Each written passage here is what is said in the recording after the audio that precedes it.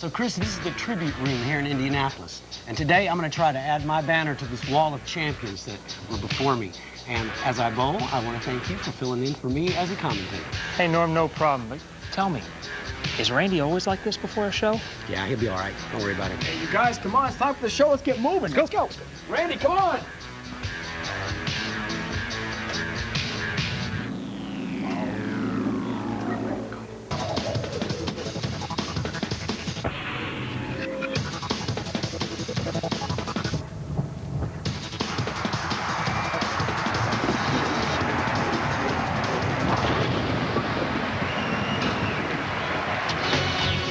The Duke of Bowling is back. After battling an injury, His Royal Highness returns. His accomplishments are legendary. A 300 game on TV, 25 tour wins, 9th all-time. His subjects loyal. And with a win today, he'll ignite his quest for a Player of the Year crown.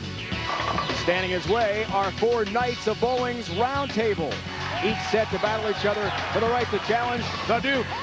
Who will emerge victorious? Yeah. The PBA Pepsi Championship starts now. No, don't go nowhere! Here in Indianapolis, we bowl the round-robin match play format, starting with 2 7-game blocks of qualifying for the round of 64. The top 32 then entered into 9 games of round-robin match play. The field was cut to the top 16. 9 more games of round-robin match play took place. The top 5 from that round made today's show. Here is the step-ladder bracket. The 5th seed Mike DeVaney needed an extra 1-game roll-off Friday night to defeat Michael Haugen Jr. after the 2 tie for the 5th spot following the position match. Tony Reyes will take on DeVaney to start the day. The winner will bowl Ryan Shafer in search of his first title of the year. From there, Jeff Carter takes on the victor as the 2 seed. He's made his 2nd straight show. The top seed is our very own Norm Duke. Well, hello there, bowling fans. Welcome to Indy, where we'll see, in fact, here at Woodland Bowl in the tribute room, if Norm can put up another victory banner. That is the question. Chris Barnes in for him today in the booth. Thanks for joining us, Chris. Oh, yeah, back to the penalty box for me. And Randy, the question is, are you ready for the show? Ready, Dave. All right, good news. Chris, let's start with you. Let's talk about Norm Duke from wire to wire, our leader. Tremendous bowling this week. Absolutely dominating, Dave. He averaged more than 10 pins a game than his nearest competitor. And he did it using his straight game, much like we saw in Long Island on his way to winning the Columbia 300 Open. He'll be playing just inside the first arrow. That day in Long Island, he won 4 games to win his 25th title. Today, he only needs 1 for number 26.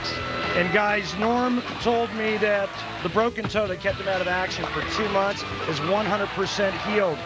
And when I asked him if he felt like he still had a shot at Player of the Year honors, he said to me emphatically, yes. Randy, not only do I still have a shot, but I will win Player of the Year honors. All right, guys, our first match, Mike DeVaney against Tony Reyes. And Chris, we have not seen Tony on TV since early November with his magical day, a 300 and a victory. And it was a magical day. It's the one we all dream about as a pro. He not only won his first title, but he shot a 300 game on the way. This is something when you dream about as a kid, you practiced all the time. Nothing but perfection on that day for Tony. The 300 game came against Hall of Famer Parker Bowe in the 3rd, and Wes Malott fell to Tony in the final, 255-238. Yeah, baby! The Viper pattern, 37 feet in length. A lot of striking went on this week because it wasn't that tough to get to the pocket. 2 ways to get there. Ryan Shafer said he had to play the deep inside line to get the ball down the lane. You could also play pretty straight from out. But keep in mind, Norm Duke absolutely dominated this event, going right to left from the outside part of the lane. We are set for bowling here from Woodland Bowl, Indianapolis. It's Reyes and DeVaney to begin the day.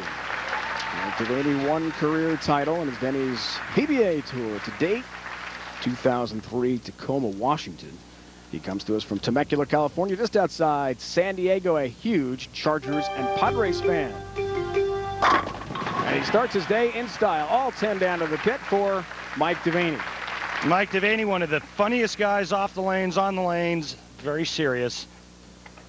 Before the start of this match, I was down lane side watching Tony Reyes and Mike DeVaney's ball reaction, and Mike said, I have nothing. Tony Reyes said, I have a really good look. Interesting. We'll see how it plays out. Tony from just outside San Francisco, California. Has all 10 down, each with a good start. This is Tony's 10th career TV show, and Chris Barnes would check out the Ace Hardware matchup. Each just the one career title. And Tony told us yesterday he had hoped his 300 game and the victory we just recapped for you in November would lead to a great season. It's been, since then, a bit disappointing. Well, yeah, there's no better feeling than when you win that first title. You're full of confidence, and I'm sure he felt like he was going to build on that. However, it hasn't gone like he planned, but this will be a nice pick-me-up at the end of the season.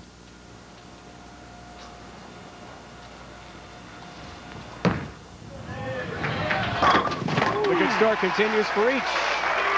And Tony did have to battle through some injuries for about 3 or 4 weeks, and you know how tough it is to try to beat the best in the world out here, Chris, when you're feeling 100%. So Tony had a little stretch there where he had some struggles, and he got into some problems physically with his game. He did, but he's a product of a college program, and he's always been around coaching. He found a way to get out of it and use that coaching to his advantage. Back to Mike DeVaney, who has a 10-pin. Mike and his wife, Carrie, expecting their first child next couple of months. It will be a son. Congratulations to the DeVaney family. And I think Mike is feeling like whatever happens today is bonus, because he did actually tie Michael Haugen Jr. for the last spot on the show. They actually had to go to a one-game roll-off where Mike DeVaney took care of that, 248 to 218, and probably feels like it's extended play now. Well, yeah, it's a second life. He didn't bowl a very good game this decision round. He said he was very disappointed, threw some bad shots, only shot 199. He did throw a four-bagger late to get there and get that opportunity, but it's second life, and boy, he looks like he could be dangerous with a second life. Get some late help on the 7-pin, all 10 down for Mike DeVaney, who's had very good seasons in the past. Last year, 7th on the tour in points. 12th this year, certainly will be under the number, which is currently 39 for the exempt list on tour points for next year, meaning he'll have a spot in the 64 bowler exempt field next season.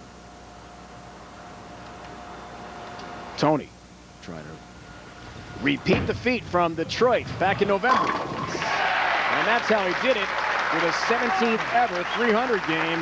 What a miraculous moment it was for Tony Reyes. So much emotion, dedicating that entire run to his late father. Well, you notice here, he's playing a line that's not that much different than how he played him in Detroit. He's playing around 8-9. He's further right than everybody but Norm. He hooked him early on in qualifying, qualified fairly low, and then he marched through and was the only guy that challenged Norm at all in average during match play. And you can see the difference in this oil pattern than a couple of weeks ago at the U.S. Open, where the guys are actually getting it right of that rangefinder down the lane. Right there, you can see that the ball actually hooks from right of that spot. This looks familiar, guys. That was for you, LJ. You hang in there, buddy. 4-bagger to start. See if you can pick up the rangefinder down the lane, and that ball is about on the 7th or 8th board. And Tony said that his best carry of the week was trying to go straight. DeVaney tries to keep pace. Already down by 30. Cuts into the lead with another perfect strike. I'll tell you what, Rainey, you said he didn't like his look very much. What do you think now?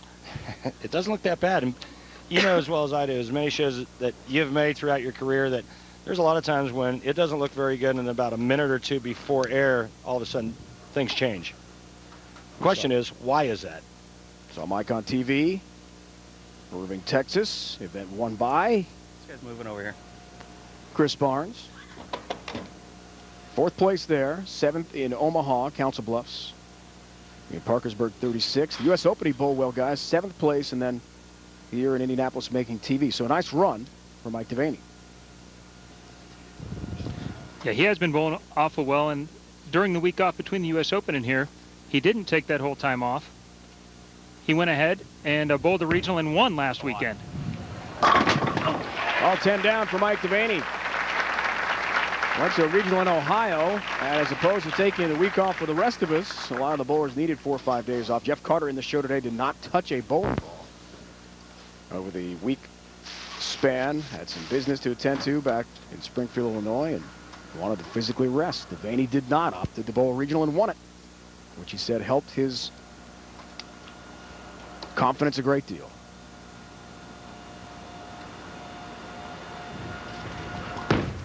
Back to Tony. Wheel. Yeah, stays perfect. The boys threw a lot of strikes this week, and both of these guys had 300 games throughout the week. And remember that Tony Reyes won his first ever title in Detroit. Pulled 300 along the way. Reyes, the Motel 6 frame. Tony is throwing the front 5. Striking the 6th here. He'll earn $600 from Motel 6, the official lodging partner of the PBA. Also eligible for a $6,000 bonus if he throws a front 6 more than any other bowler on TV. Randy, it's about the... Well, as Chris knows all about the Benjamins right here. All about the Benjis. Didn't like it. Hey, he almost crossed over for a Brooklyn strike, crossing over the head pin to get that lucky strike. Instead, he leaves a 10 pin, and he loses out on $600 from Motel 6. He's been crossing about the 8th board. That one was right about the 12th one. He's lucky he didn't leave some shoe paint on that one. Well, you know, Chris, maybe you should talk to Tony after the show, because apparently you're a little bit better at that crossover than he is. Well, a great start for Tony Reyes with the front 5. He's already had his 300 game on TV this year. Right now, he's got a healthy lead on Mike DeVaney, match number 1. Underway, the Pepsi Championship here in Indianapolis.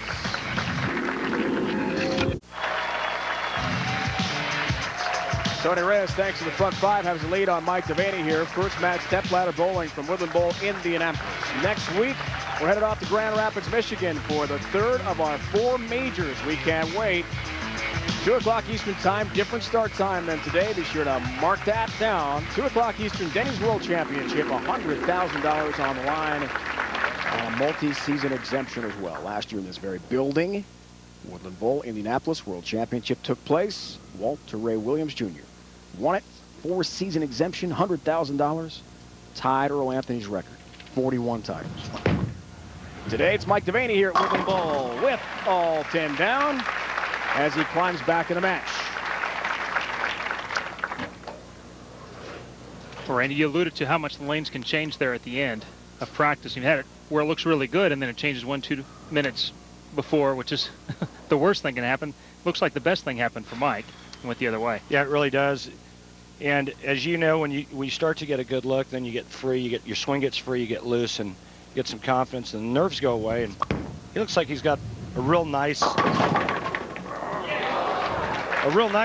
That, however, was a not so good shot. Gets a nice break here, trips the split out, almost leaves the 4-10. The 10 falls late. And he'll, with a spare here, will only trail by 10 in this match. Gladly take that break. We saw him on TV last in Irving, Texas, where Chris won. He lost to John May in the semifinals. Chris defeated John for the championship a few weeks back. His last title goes all the way back, guys, to 2003, January 5th. A win over Bob Learn Jr., Mr. 300 in the final. He had to take on Norm Duke, beat our Norm Duke, 279-248. Been that long for Mike DeVaney. Tony has 1 title as well. Can he make it 2 today? Perfect shot. A little better. One more here. Come on. One more here. Oh, nice and smooth. Come on.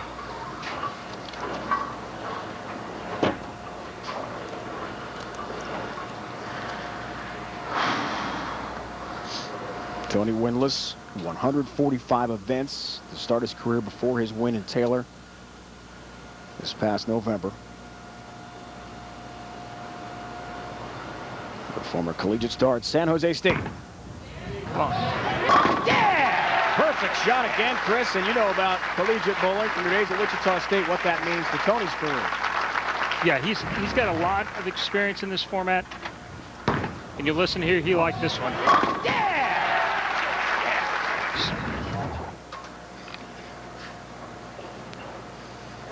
First team All-American, San Jose State, 93-95. Had some great years in college.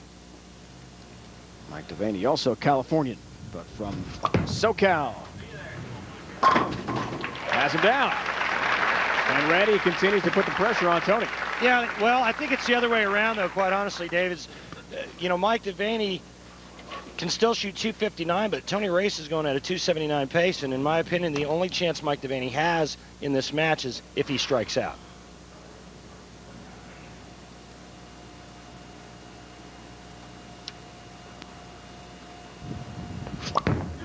Stay there. Stay there. Yeah! Baby. Yeah! It did. Go Mike. right there. Going nowhere. I'm going nowhere. I'm right there. Randy, you talked about how Mike had to take on Michael Houghton Jr. positioning round match after that was bowled, as we see his perfect shot. He said nerves got to him a bit in that last match. How about his nerves now? How does he look to you? He looks real good, and you know, Mike DeVaney, known for a big hook guy. He likes to get in real deep and then fire the ball to the right, but as you can see, just another example of the greatest athletes out here on the tour. The greatest bowlers are versatile. They can play the lanes a lot of different ways. And Tony has his path to the pocket perfected for now. This guy just won't quit. No, that's a great shot. And I really liked what Mike did there. He tried to ratchet up the intensity, just letting Tony know he was in it, made a little noise. There was enough on the line already, but he amped it up a little bit, and Tony answered right back. But Tony's no stranger to this place. This is his second show in 3 years in this building. And if he strikes on this ball and gets reasonable count, he's going to advance. If he doesn't strike on this ball, Mike DeVaney can get up and strike out to win.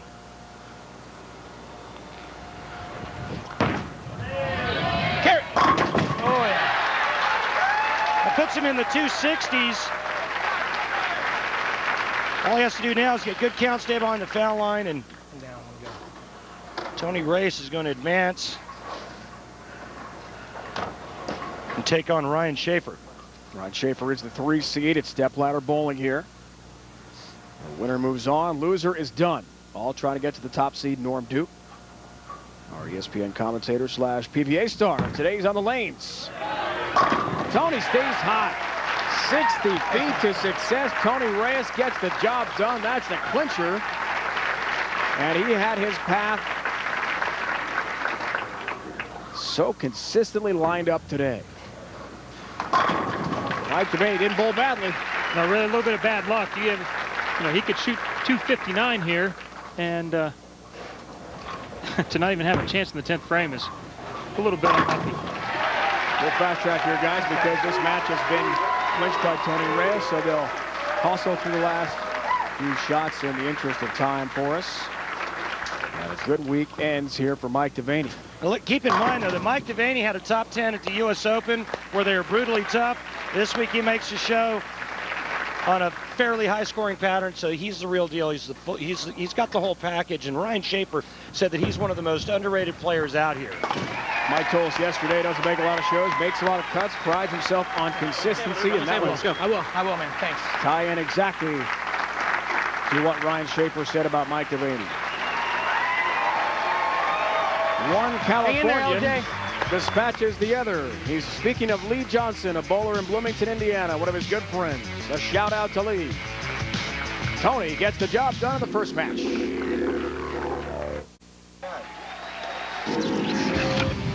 Special competition going on. Chris Barnes and Rolf Anderson, who's from Arizona. He was our Pepsi Roll Like a Pro sweepstakes winner. This shot, had he had a strike after Chris's advice, would have given him $25,000. But he still gets 8 pins, $1,000 a pin for $8,000, and was presented with a big check by Chris and Frank the Socio of Strike 10 Entertainment. And Pepsi Cola. Here's a check for $8,000. Pretty good day for Rolf Anderson. Chris, what'd you tell him before that? One shot for the $25,000. Well, I told him to go Brooklyn. You did not.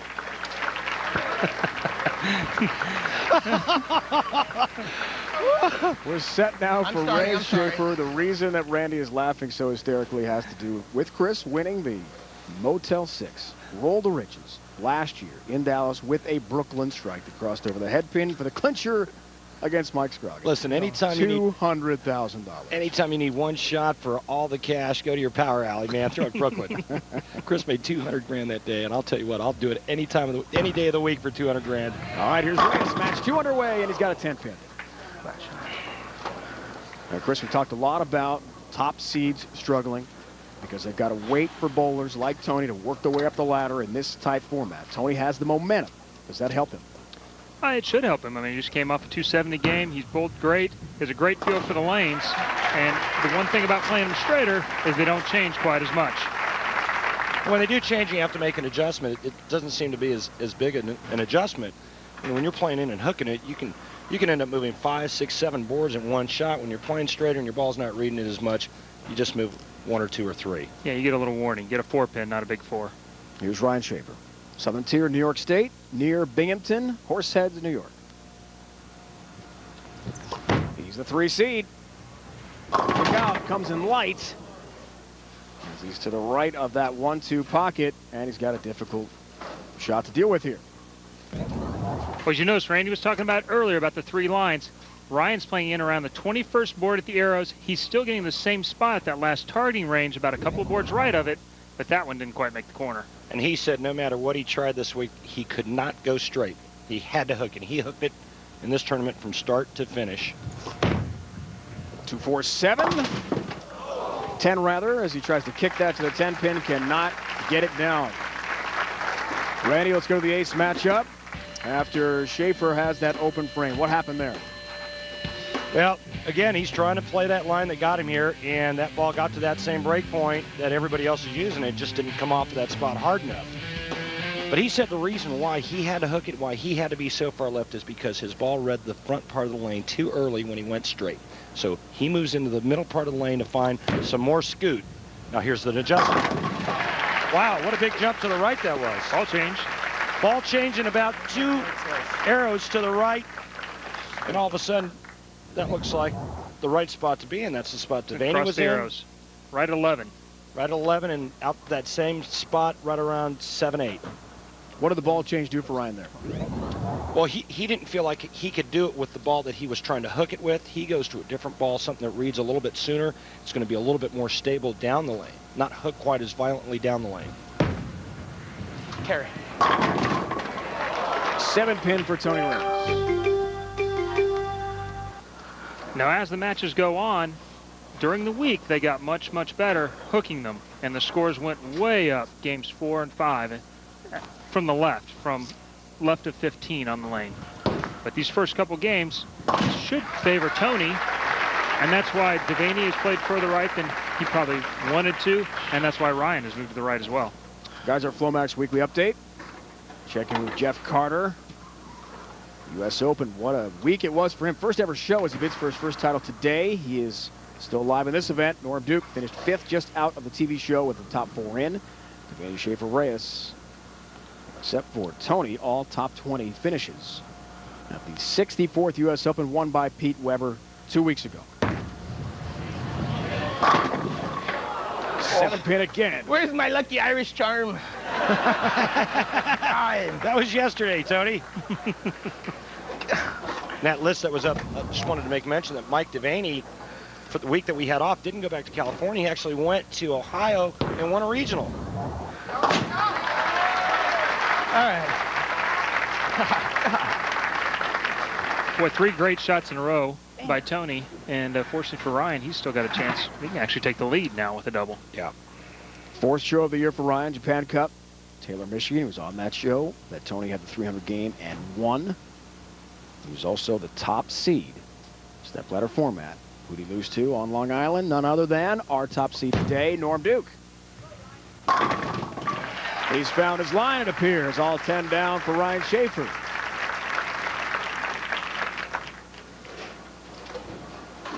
Been a bit of a struggle, however, in the second half of the year for him. After that show on the island to end the first half of our season.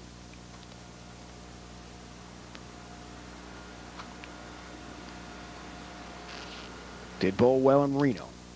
5th place finish there to begin the second half.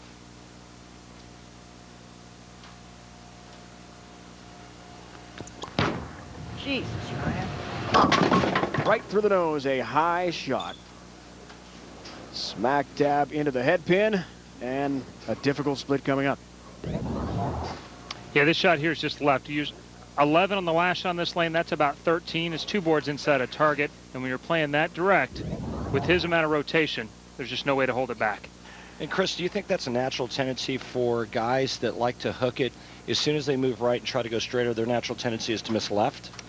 I think it's a natural tendency when you feel like your ball's not going to hook back. You just don't want to give the pocket away. Picks it up. Shot. Great shot there. 3, 4, 6 spare. Nicely done by Ryan Shafer to keep himself in this match.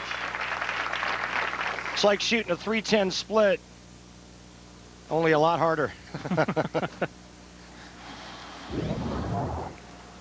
I think that's a natural tendency to actually not want to get the ball right when you feel like it's a little tighter down lane, but no matter what level player you are.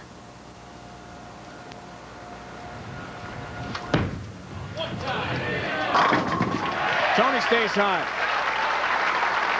Tony rolling it a lot better than his brand new truck has been rolling down the road the last couple of weeks. What a story that is. Well, you know, he's got this brand new truck. He paid cash for it, about 35 grand, and it's got about 9,600 miles on it, and it's been in the shop 6 times. Can you say lemon? He is currently in Washington, Pennsylvania. He had some serious mechanical issues driving here. Yeah, like he's driving down the road, and all of a sudden the locks start going up and down. I mean, that's crazy. It's Christine. It is Christine. He's not sure when he's going to get it back. Driving a rental right now. Has a 4-pin to deal with here. Chris, what's happening is a transition. He shoots 279 the first game, and all of a sudden now he hits the pocket and can't strike. Yeah, it looks like to me it's just hooking a little bit earlier. Both these shots, even the Stone 7, is just a touch high. And why is it hooking early? It should be just repeated shots. He's repeatedly hitting that 8th board every frame, and I think now the oil is transferring from the front of the lane to the back of the lane, making his laydown spot hook just a little bit more and pick up. Randy mentioned earlier Tony dealing with back problems, a sciatic nerve issue. Has seen a chiropractor, went to an appointment in New Jersey during the U.S. Open. Feels better now. That had been bothering him for nearly a month. Long, grueling season out here for the Denny's PBA Tour bowlers. Shafer is back. And again, in a lot of folks' opinion out here on tour, Ryan Shafer, very underrated. Let me give you a stat. Since 2000, Ryan is 3rd all-time in television shows made at 32, tied with Norm Duke and just behind 2 superstars, and I'm sitting next to one of them. He's 10th all-time in shows made. The leader, of course, is Walter Ray, 159. Chris Barnes, you're 9th on that list. Prestigious numbers with 48 shows. Norm Duke is 4th with 95. We see Norm as the top seed in 1 game today for the title. Shafer would like to join him. That shot there was stoik. Stoik, huh? It was perfect. Ryan Shafer has rallied despite the early open frame. He now has an 8-pin lead on Tony Reyes at Step Ladder Bowl in the Pepsi Championship from Indy. We'll reveal the winner when we return. Special hello and thanks to Jim Doty, Ken Howard, general managers of Royal Pin Leisure Centers in Woodland Bowl. Woodland Bowl, part of the Royal Pin chain. One of 6 centers within that chain. Always glad to be back here. 24th Denny's PBA Tour event here. Indianapolis as a city hosting its 29th event. Goes way back to 1962, the Indy Open. We are headed on Go RVing on the road. Next week, Spectrum Lanes and DeVos Place, the arena final for the World Championship. Check the special start time, 2 o'clock Eastern. 3rd of 4th majors on the season. Pro-Am times, there you see them. Be sure to log on to PBA.com for each of the 2 Pro-Ams here on the screen. Bradley Bowl, Mohegan Sun as well. It's TOC to finish up the regular season as well. We're all looking for those majors to wrap up our year. Back in the match. Points on the line for those who are trying to get in the cut line for the top 39, top 16 for the Japan Cup next year.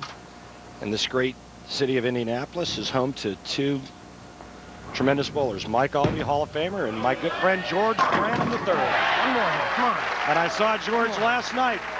Great seeing my old friend again. Come on. Time right here. Tony feels confident.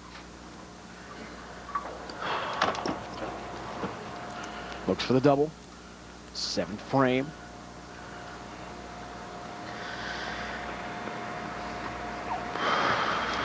He felt he was going to have a breakout year after his Win 300 game in November in Detroit. But he knows week in and week out, competition is tough here. High hard one, baby. 10-pin. I know that the folks at home are watching, and they're trying to figure out why in the world can this guy only not strike once in the first game and shoot 279, and now his ball looks like it's doing the exact same thing, and it doesn't strike at all. The game makes. God. Hey, And you Chris, hit on it right there. that's why I'm in the booth, and you're still bowling. really What's close. the answer? Well, and it's Damn. just that oil transitioning a little bit. Your break point Stick it in a changes little more. only by a foot, maybe 2 feet at the most. It just bleeds out a little bit more energy in the front, ends up hitting a little bit softer, changes that entry angle just a little bit in the back. It doesn't seem like much. Visually, you almost can't tell at all. But it turns into 9 after 9. Here's Shafer. Can he take advantage? He'll have a 10-pin as well. Much different line of the pocket for Ryan Shafer. And he's moved in a little bit from the first shots when he moved out as well. Looks like he took that first shot where he went around 11. He's now moved a little 3 or 4 left and started to hook it a little bit more, create a little more angle down lane. That one a little too far right, came in behind the head pin. Shafer takes care of the 10-pin. 73 events for Ryan without a victory, trying to break that slump. On the practice lanes, there is Norm Duke. He'll be coming up in the championship match as the top seed, the runaway top seed of the Pepsi Championship this year. Stepladder format, round robin match play. And boy, has Norm been hot. 5th place just out of the TV number at the U.S. Open a couple of weeks back. Jeff Carter never made a show before the U.S. Open. Now he's made 2 straight. And Mike DeVaney has had a great second half, a stretch run to this 06-07 season. Almost had the 7-10, then almost kicked out the 10-pin. And a single pin for a spare remains. And as the carry goes away, so does the scoring pace, and that's why we've got one player in the 190s and the other player in Ryan Shafer going at a 204 clip with a spare here. So no matter how good it looks going down the lane, you still have to also figure out the right angle, the right ball, standing, looking in the right spot to get your ball to strike when it does hit the pocket. Buddy, what about the career of Ryan Shafer? As we've talked about on the broadcast today, maybe the most underrated bowler, tremendous physical skills, but just the 4 titles so far. Yeah, I think that I can go ahead and agree with that. I mean, he's finished like 3rd in 5 majors. Ryan has been there. He's made all of the telecasts. The only thing missing from his credentials are the wins. And you know what?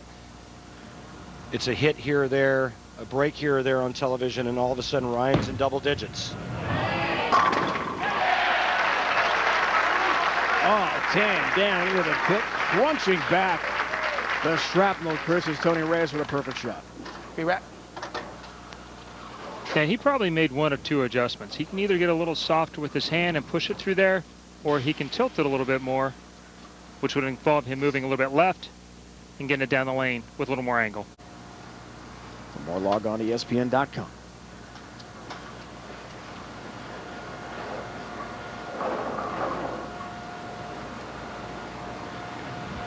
He's been in the pocket, just hasn't struck in the second game. Yeah! There's a big one. man. And that's a huge hit because that allows Tony Reyes to strike out the 10th frame for 228. The best Ryan Shafer can shoot is 224. Come on. Yeah! One time, man.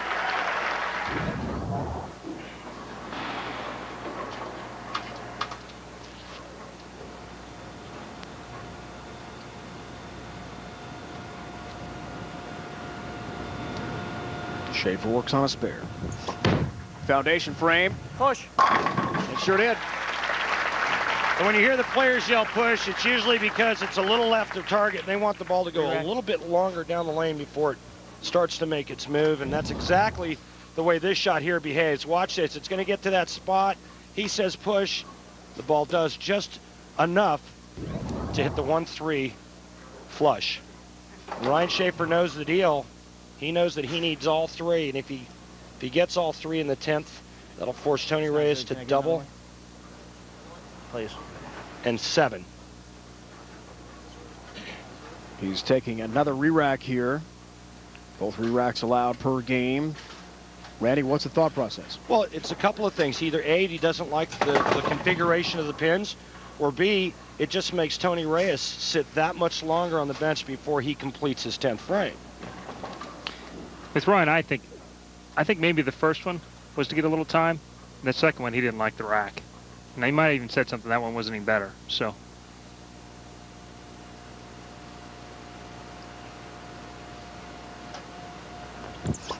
He's got to use this one. Come on. Big hit on the 10 pin.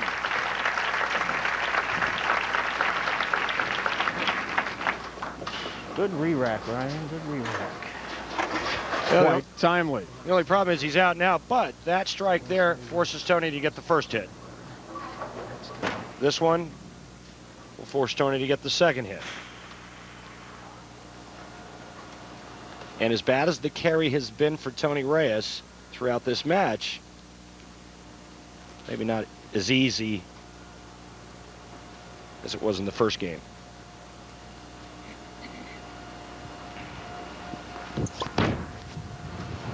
Hold it. Huge shot there, Chris. Yeah, it's not like it was in the first game where it really didn't seem to matter. I mean, you could do what you wanted, but Tony was throwing every shot high flush, and they were all going down. This time, it seems no matter how good he throws it, he's having a little trouble getting out the corners. Those two were big.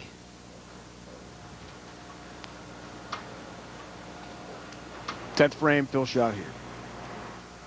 Trying to keep the pressure on Tony. Step ladder final.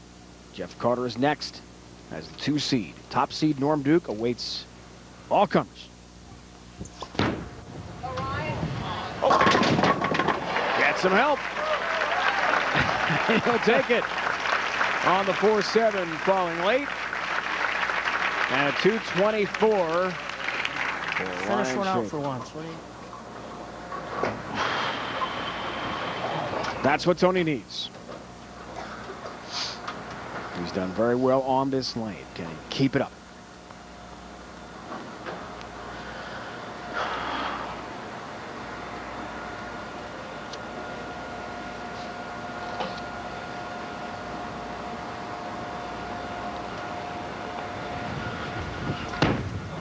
Come on, carry.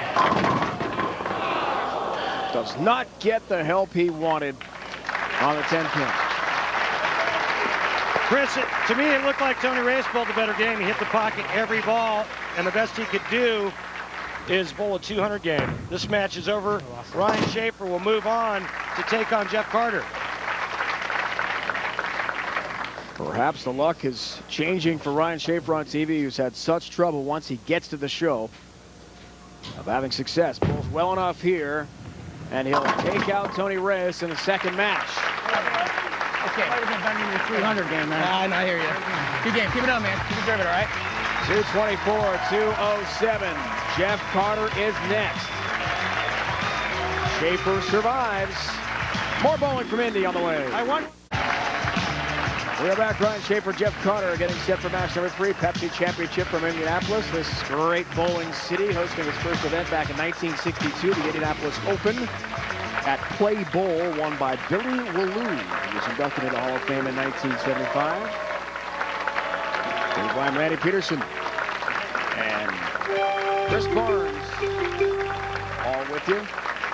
Norm Duke is bowling today, so Norm will not be in the booth because he is competing. Billy Wallou, excuse me about that. Get that right. Billy Wallou had my job in the beginning of the Pro Bowlers Tour on television. After Billy Wallou was Nelson Burton Jr.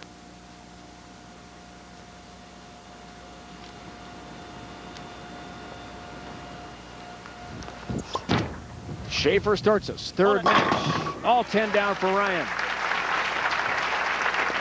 Head-to-head for the first time ever with Jeff Carter, who comes to us from Springfield, Illinois. Jeff had never been on TV. The 37-year-old made the U.S. Open with a tremendous run for round-robin match play. Total pinfall there. Same format here. And Chris, same result, back-to-back shows. He may be the hottest player on tour right now. I got to tell you guys, I'm really proud of what Jeff Carter has done You see his mom and dad are here along with his daughter Kaylin, and the success that he's had the last couple of weeks, and it's obvious that success breeds confidence. Jeff being a very lighthearted, quick-witted kind of guy. I consider him one of my good friends out here, and I'm very proud of what he's been able to accomplish the last couple of weeks. So Caitlin is here. She's 9 years old, and son Trey, who's 2, back home in Illinois watching on TV.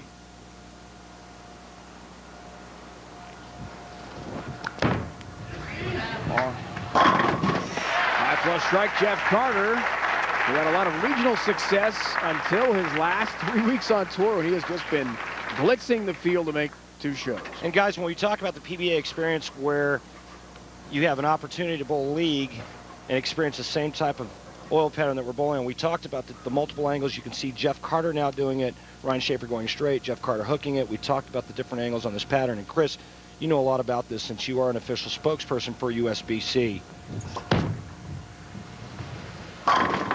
Tell us a little bit more about that and how you would experience what our guys are doing here today. Well, that's the whole premise behind the PBA experience, is that you get to bowl on the exact same things that we bowl on tour. The response this year has been tremendous.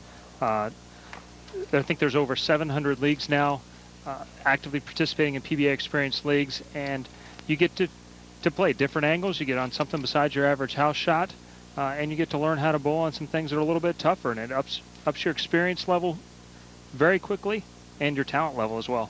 Experience League started January 1st. Chris appearing on flyers, videos. PBA.com, bowl.com. You can get information on the PBA Experience Leagues. Randy, Ace Hardware matchup here. Shafer, Carter, break it down for us. Well, Ryan Shafer with all the television experience, the 4 titles. But I'll tell you what, like Chris Barnes said, there may not be a hotter bowler on tour right now the last couple of weeks than Jeff Carter. And, you know, a guy that was just a so-so player. He was just doing okay out here right around the exempt cut number. It's all of a sudden finishing 3rd at the U.S. Open and back on television once again. He's making a rear run at the Japan Cup right now. Hey, Chris, let me ask you this. You see the 2 different lines that the players are playing. Ryan Shafer going much straighter, Jeff Carter in and hooking it a lot. Who would you give the advantage to at this point? Well, because the lanes have broke down more and they're getting easier, I think the advantage actually goes to Jeff Carter because he uses more entry angle through the pocket. Top 16 make the Japan Cup. We saw Jeff's ranking there a moment ago. Chris alluded to his run of the top 16, 23rd coming into this show today. Oh, push. That comes in high. And a difficult split here. 4-7-9. Randy, what's he do here?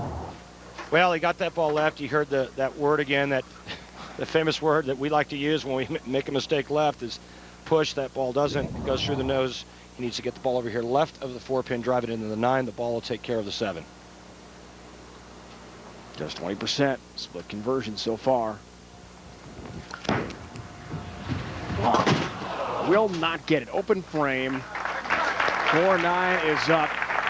And Chris Jeff had said to us last night, he really was trying to ride the momentum of the U.S. Open success, trying to learn from that first experience on TV. Sometimes you face adversity. You got to rally on television. It's not easy.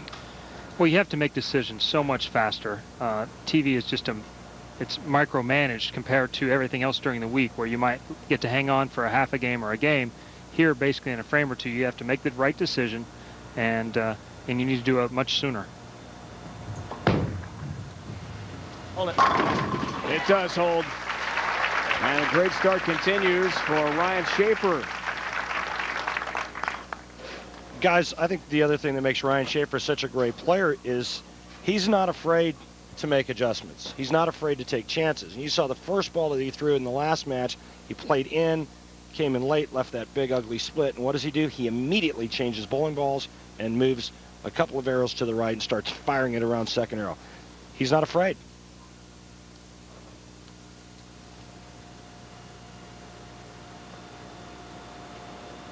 Looks for the front 5. Can he stay perfect? Ball 10 down. What a start for Shafer.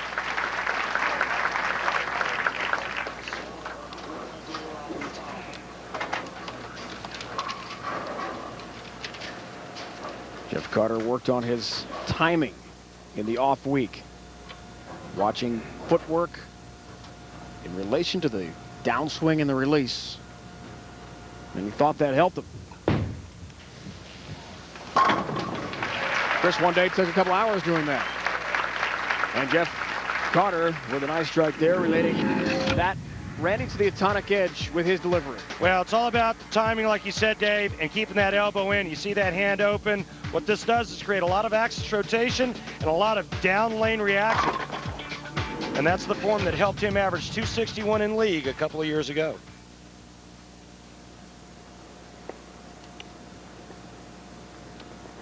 Wanted to come out today, told us to really attack the lanes, be aggressive. There's shots like that.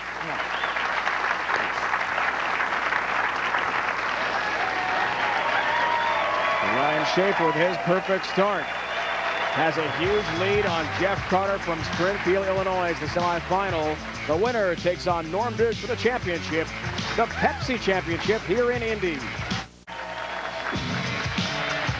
Well, we all know the answer because Norm will be in the championship match. That's right, it's a top seed here, Step Ladder Bowling at Woodland Bowl, Indianapolis.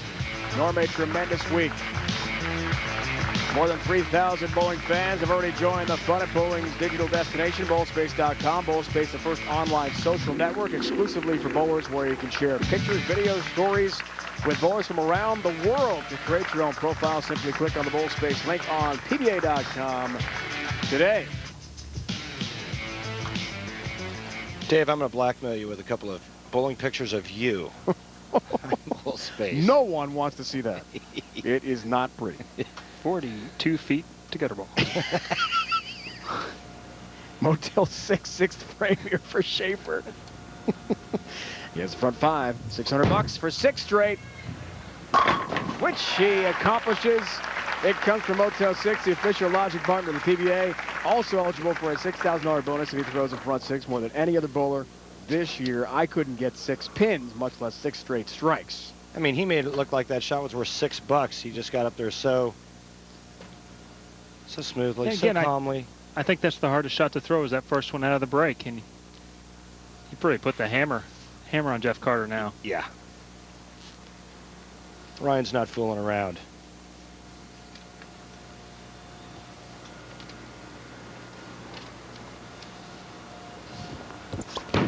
How about 7 straight? Well, help. Oh, you'll get it, Ryan. 7 in a row to start the match here with Jeff Carter. We've had a 300 game on TV this season. Just one. Tony Reyes back in November, we told you about. Holding offense. Guy in the maroon shirt. Jeff, by winning the Midwest region title last year, became one of the regional champs on the Denny's PBA Tour. Exempt this season. Look out. Wow. There's a lot of help. It was indeed. It must be the crazy witchcraft from the puka shells he's wearing, but he gets the greatest break one can imagine here. When he comes in light, he's looking at the 2-4-10 or 2-10 split and trips a 2-pin forward. And he goes, okay, enough of that nonsense. It's almost like they thought he was Tommy Jones. Last year's Player of the Year, Tommy Jones, just one title this season. So Jeff Carter, 11 regional championships.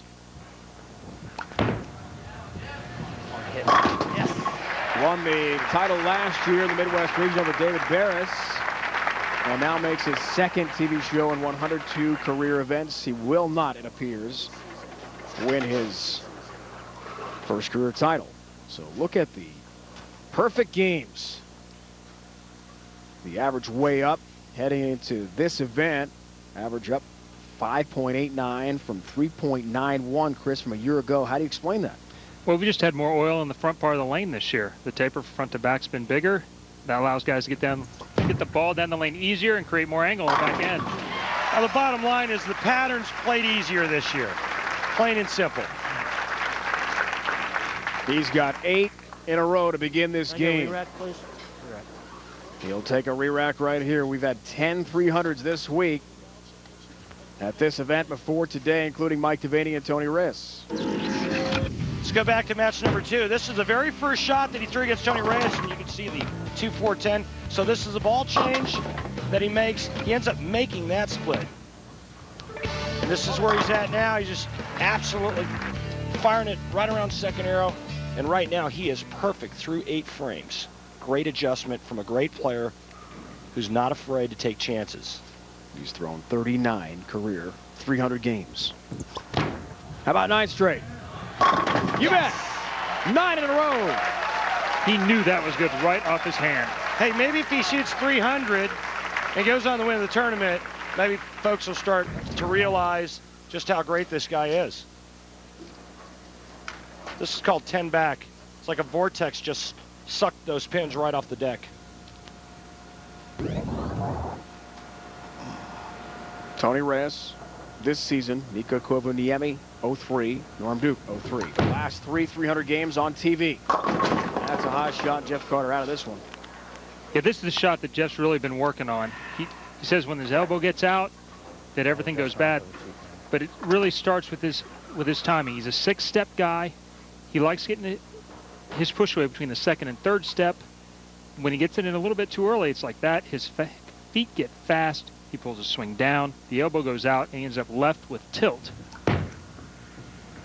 Takes care of a nice split. Wow, that was difficult pickup there for Jeff Carter. But Chris, how much of that shot was because he went light? He got it too far right the last time on this lane and left it 2 pin. As you can see, this is really the only way to make that split, and he does it perfectly. But how much of it was the residue from the shot before on that lane? Well, I think that probably had something to do with it for sure. He missed his target by quite a ways right, though, so I think he probably had that out of his mind. But he definitely shut it down quick. Caitlin rooting on her dad. Another bad pickup. shot. Crossing over, and What do you mean that was a bad there. shot, Randy? That was a rack adjustment right there. As he crosses over the headpin for a Brooklyn strike. And I guess Jeff heard you clearly there, Randy. You think Jeff knows we're talking about him? Jeff's the only other player that I know of other than Pete Weber that uses a full glove on his right hand. He cuts the thumb out, and he says it's to protect his fingers. Same thing that Pete Weber does. Ryan Shafer is mathematically eliminated. Jeff Carter will take this experience on to next week. And Ryan Shafer hopes to shoot a perfect 300 game. Jeff involved with his dad. We saw his You wanna father try it? here. Their family lumber yard business. They also have ownership in hotels and a couple bowling centers in the Springfield, Illinois area. A very astute businessman, and has done well in the last few weeks after such great regional success. On the national tour, he's been something. Double wood, successful, but not the 10 pin. And the day will end for Jeff Carter. It's a testament to hard work. He's put in the time. It's been a lot of effort, and he's improved a lot over the last 3 years. He's gone from being a great league bowler and the highest average ever to he's becoming a great tour player in a hurry.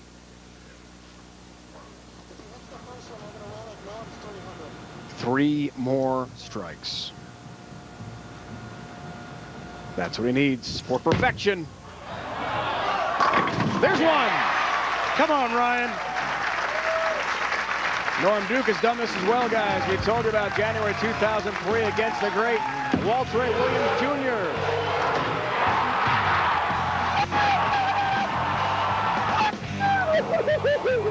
That was the 15th all-time televised 300. Since then, Mika Koivuniemi, Windsor Locks, Connecticut, in the blizzard, just off the airport in Hartford in 03. And this year, Tony Reyes, November 5th, 06. Needs 2 more for a 300. Come on, get it! That's what I'm talking about! The 10 pin goes down. He's 1 more for a perfect game. The messenger across the deck takes out number 10. Watch this. The headpin's going to go to the sidewall. We call it the scout, the bird dog. I call this a thing of beauty.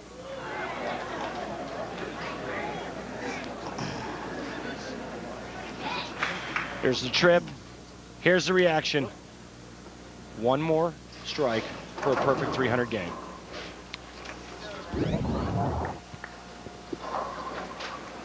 What's he need to do here to make his best shot? Turn it off. $10,000 bonus for the PBA if he's successful.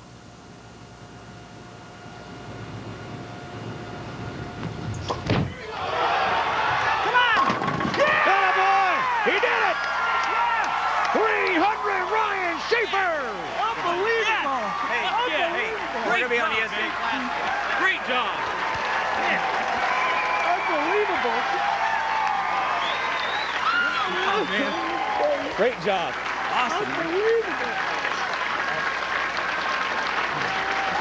I can't even throw 300 and lead. Way to go, kid. He'll hug PBA legend Carmen Salvino, our commissioner Fred Schreier as well. For the first time in his career, Ryan Shafer throws a 300 game on TV. The 18th all-time. The thing is, he's got one more match to go. He's still got to take on the top seed Norm Duke. Emotions running high here in Indianapolis.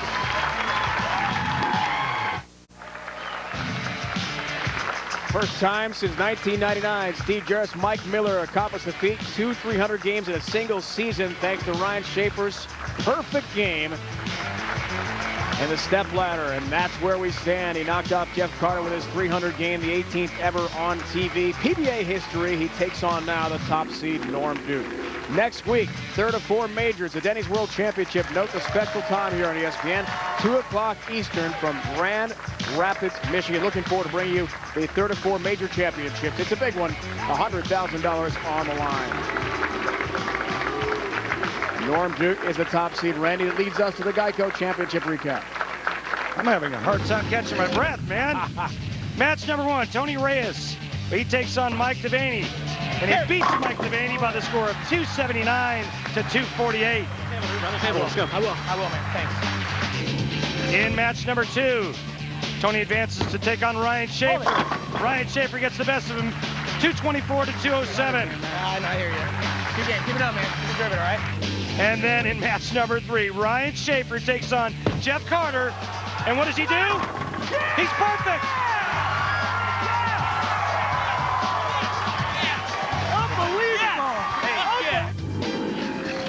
The Geico Championship recap. What did Ryan Shafer say over and over? Unbelievable. Now he's got to forget that and get ready for Norm Duke. The title match is next.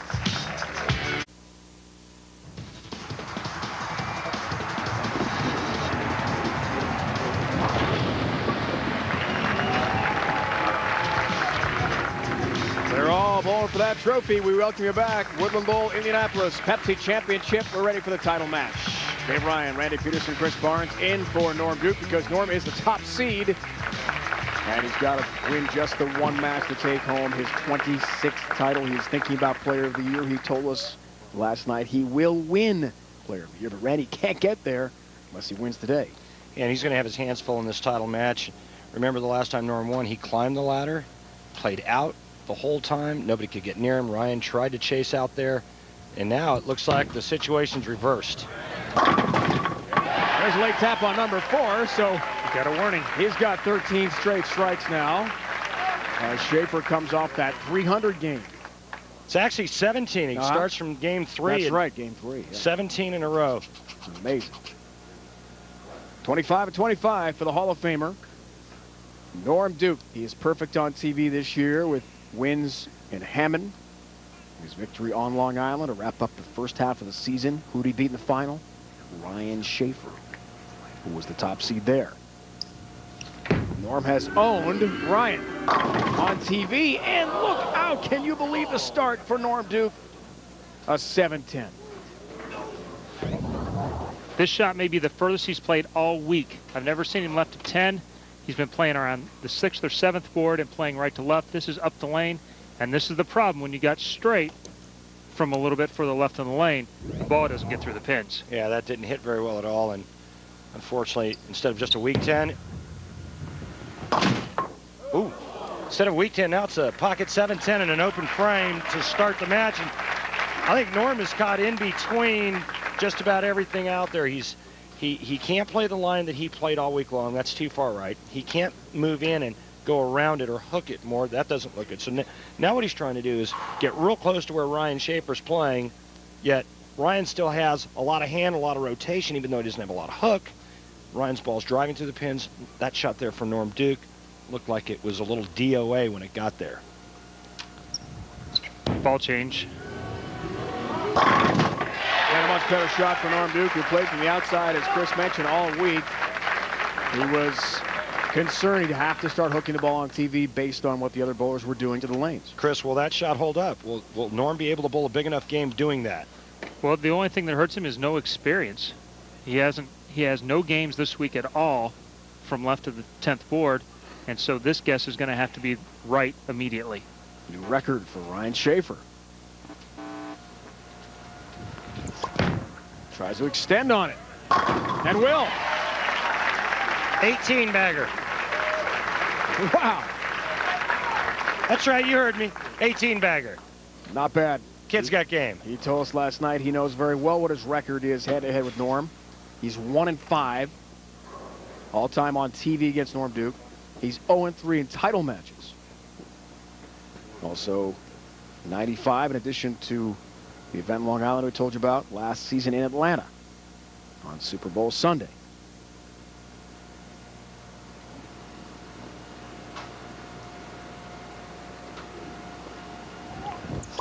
Perhaps this is the time for redemption. That came in light, and the run ends with an incredible 18 straight strikes, leaves the 2.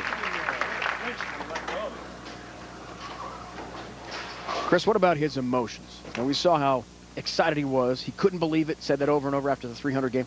How can you possibly bring yourself back to reality after a 300 TV and try to focus on the final? Honestly, I'm surprised he started out with a double. His emotions were so high and your blood's pumping so fast that it's difficult to get back in that same zone that you were in before that. That being said, he came out with a double right away and thought he was over. But that shot there looked like he grabbed at it a little bit. Maybe he ended up missing it just a little bit at the bottom. A little too much speed, a move off the 4-pin combined, and got it to go by the head pin. I think this next shot, guys, from Norm Duke is really going to tell a lot about this title match.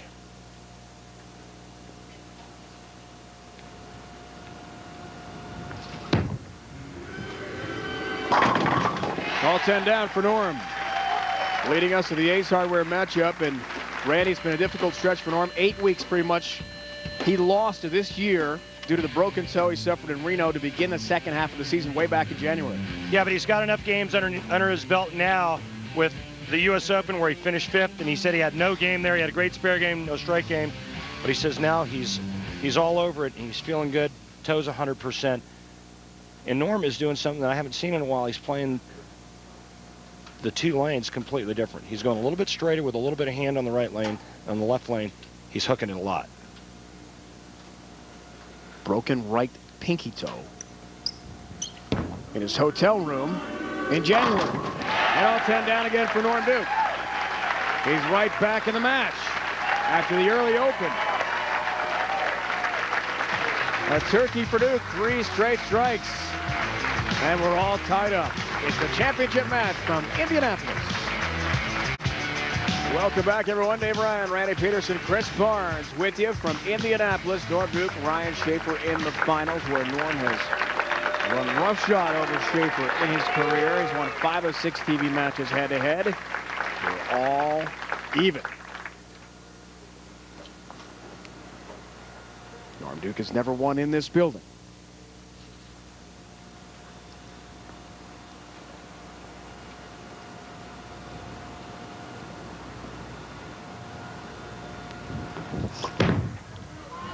Fourth frame for Shafer, 10-pin. Pretty good shot there for a ring and 10. 1-5 all time. Of course, there's a lot of guys that can say that. After you win 25 or 26 times. Chris, how many times have you lost to Norm? I can tell you that I lost Tournament of Champions against that guy. 1 pin. I never let him forget it. Single pin number is pretty good. And Shafer takes care of business. The 87 PBA Rookie of the Year. Now, Randy, you talked about earlier, 3rd in 5 different majors. That's where Ryan Shafer's finished. So it's been an excellent career. But just maybe one of those majors in there. It's 21 years on tour and the 4 titles. You put a major next to his name, maybe 6, 7 titles, different story. Absolutely. And again, we talked about it earlier. You're talking about one good break going his way in all those tournaments. I mean, just one hit, one break, one trip 4, one 10-pin that goes down. Makes all the difference. Nope. That's high. And only 6 pins in count for Ryan Shafer. Well, this looks like a move right off the last shot where he went light again, tried to force it to stay up the lane, and it hooked really early. This left lane, you could tell, has been hooking earlier than the right lane all day long. It's going to be difficult for him to move right on that lane. And right now he's faced with the 36910, which is the toughest spare to convert on the Denny's PBA Tour. That's a non-split or washout.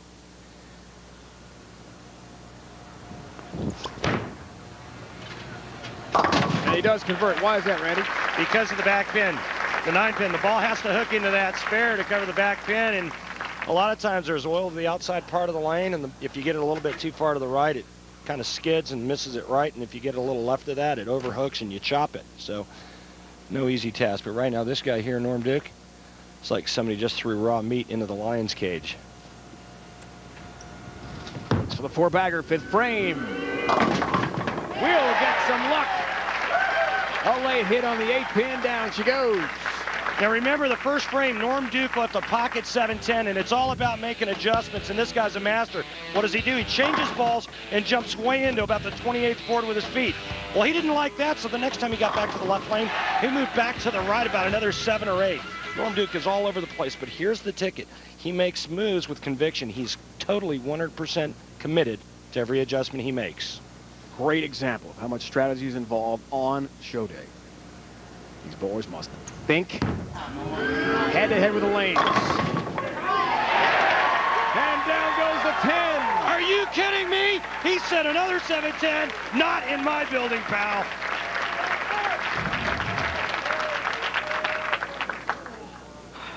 Looked like a Chris Barnes messenger. Oh, my Norm Brooklyn's. is bumped. After the open early, look at that, 25-pin lead. He's got a 5-bagger going. Shafer's on the ropes here. 6th frame, 10 pin. Hard to throw it much better than that right there. Well, it was like the Tony Reyes match. The first game he shoots 279. The next game he hits the pocket every ball into the strike.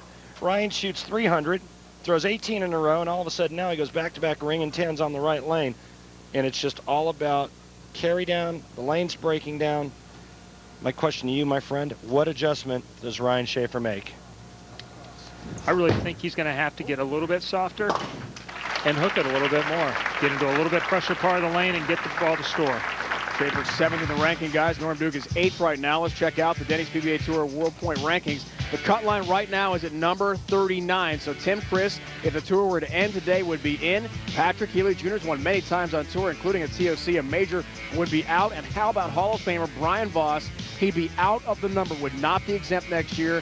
We have figured that Brian Voss needs, with 1 week to go, at least a round of 16 finish next week at the World Championships, where the last points are awarded. There are no points in the TOC to get on tour.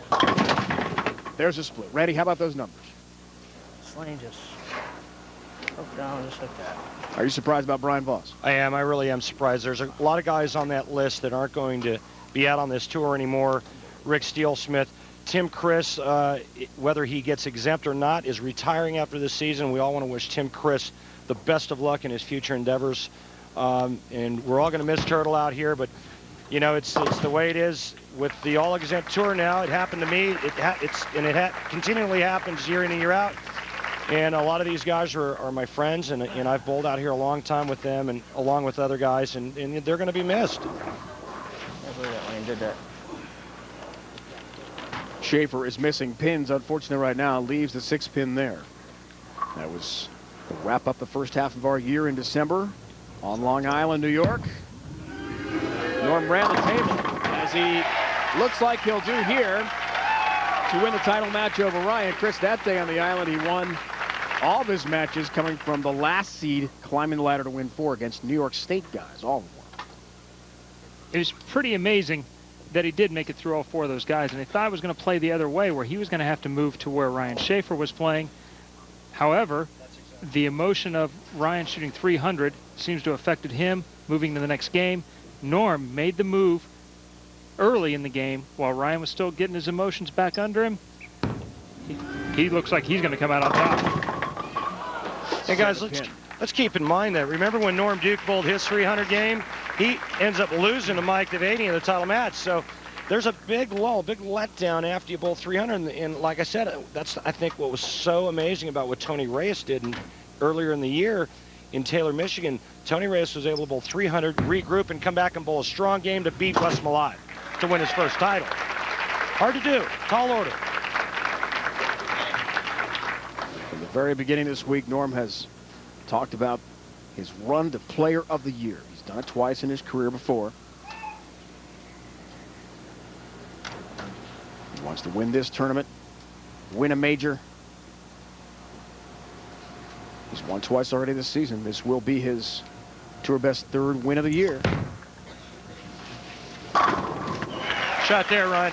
And Chris, what does Norm have to do? We give him the win here today, unless something dramatic happens towards the end. Norm, let's give him the win here. What does Norm Duke have to do in the next 2 weeks to win Player of the Year honors? I really think he still might have to make a show at a major. The weeks he's bowled has been fantastic. I think if he'd bowled those 2 months that he was off, point-wise, he would be high enough up. He would probably be leading in just about every category. But because he hasn't, he's in the middle of points. Wes Malott has made the most shows. He has the most points. He's second to Norm in average. Right now, Wes might still get my vote, but Wes is also going to have to probably make a show at a major. And Randy, the PBA membership votes for this, so everyone membership-wide has their say. 7 events due to that broken toe suffered in January in Reno, Nevada. He's won the Player of the Year twice, 94 and 2000. He's coming off a great season where he won the George Young High Average Award and the Harry Smith Point Leader Award. He does lead in average this year. Bringing 10. And all Norm has to do right now is fill shots, because if he marks here in the 9th and marks in the 10th, he's going to be in the 230s and the high 230s. And the best Ryan Shafer can shoot is 220. A spare here, good count and a mark in the 10th frame, and Norm Duke is going to win his 26th title.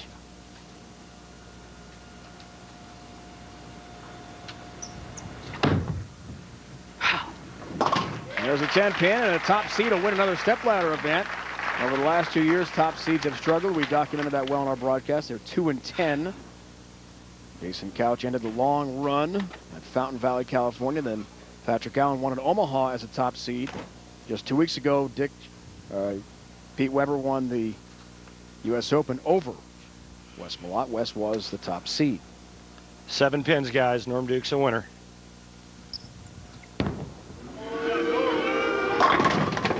He'll do it. That's it. Boy, does he have Ryan Shafer's number on television or what? 26th career title, Norm Duke.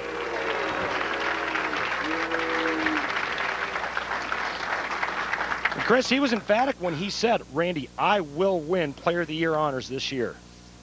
And I think there's a lot of guys that feel that way, or they should feel that way right now. But and maybe they want it. He believes it right now, and that may be the difference. There's a half a dozen other guys that got a legitimate shot at it still, I think. But he sure puts himself on track.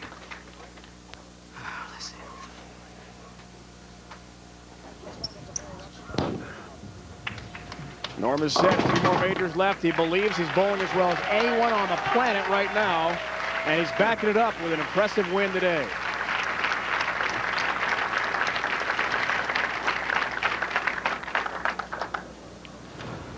Again, kudos to Ryan Shafer. What a great week for him, and the perfect 300 game. And he just gets caught up like a lot of the guys out here get caught up. When the lanes start to break down, they start to change. If you get stuck in the middle of that, it just doesn't matter. You don't make the move soon enough. You don't see it soon enough. And that's exactly what happened to Ryan Shafer. And that's, yeah, exactly. That's what it looked like. It looked like his ball started to hook a little bit sooner. He got confused a little bit on that left lane. The one shot, the 2-pinned, turned the whole thing upside down for him. He makes a move off of it. The next one goes high. The next one 4-6. The left lane was key for him, and he wasn't able to figure it out after the 3rd frame.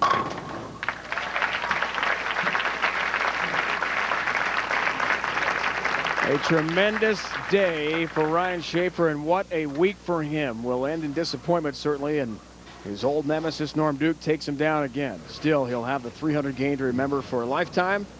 It's the 18th all-time Denny's PBA Tour history on TV. That was something to watch, but Chris, I agree. How do you come down from that? Thank you. 3 shows this year, 3 titles. Norm Duke, he leads the tour with the 3 victories. Will it be enough for Player of the Year? That's the question. Congratulations to Norm Duke. We're coming to you from Grand Rapids, Michigan, the Boss Arena next week, 2 o'clock Eastern Time. The Denny's World Championship, 3rd of 4 majors. If Norm performs well there, you never know, he might have a shot for Player of the Year. We'll see you at 2 o'clock Eastern from Michigan next week. Thank you all. Thank you. Ryan Shafer made history today. His first ever 300 on TV, but it came against Jeff Carter before the championship match. And it got mowed down by Norm Duke in the final. It's been a presentation of ESPN, the worldwide leader in sports. Now for the entire crew, Chris Barnes, Randy Peterson, Dave Ryan saying so long. College Game Night Update presented by Pizza Hut is coming up. Norm Duke, a winner in Indy today.